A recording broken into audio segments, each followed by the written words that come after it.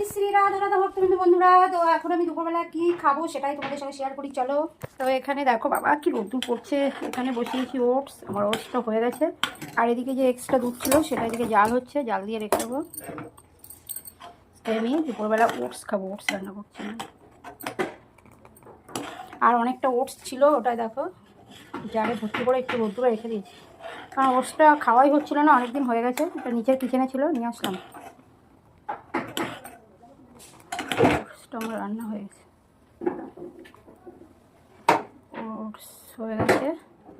তো আমি এই যে মধু আছে, মধু পিঁপড়ে দেখলে আমার ঘেন্না লাগে, তো পিঁপড়েগুলো সরিয়ে দিলাম, বাটিটা নিয়ে আসি। আর আমার এই যে সুইটি বসে আছে, সুইটি বাবা, সুইটি জামা ছেড়ে গেছে, আমার মতো অবস্থা। যাই হোক, খাবো। পাশে কাজ হচ্ছে, এত আওয়াজ হচ্ছে না, মাথা ব্যথা যন্ত্রণা ধরে যাচ্ছে। আমাদের পাড়ায় মানে চারিদিকে কাজ হচ্ছে, মাথা ব্যথা করছে। তো ঠান্ডা হতে সময় লাগবে।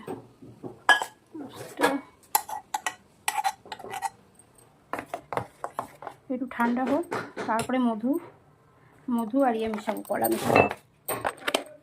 তো দেখো এখানে ওটস নিয়ে চলে এসেছি, আর এর ভিতরে ব্যানানা। এটা কি পড়লো আবার ওটসে? এটা ওটসে কি একটা, যে ব্যানানাটা দিয়ে দিচ্ছি।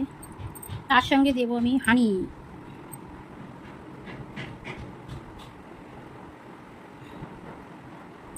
আচ্ছা, হানি দিয়ে দিলাম। এবার আমি এটাকে মিক্সড করে সেবা নেবো। দেখো এইভাবে মিক্সড করে নিচ্ছি। পুরো ঠান্ডা হয়নি এখনো, কিন্তু আমার পেয়েছি ভীষণ ক্ষুধা। তো আমি এখন ওই জন্য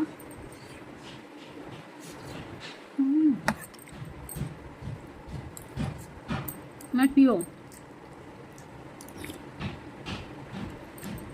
অমৃত। এর মধ্যে আমি অনেক কিছু দিই, কিন্তু সব কিছু আজকে রেডি নেই। তো যেটা ছিল হাতের কাছে সেটাই নিলাম। আম ছিল, আবার আম কাটাকাটি অনেক ঝামেলা। বর থাকলে ঠিক আছে, বর থাকলে বর বলতা আমি করে দিচ্ছি, নিজে আর এখন আসাম। কার কার ভালো লাগে ওটস কমেন্ট করো।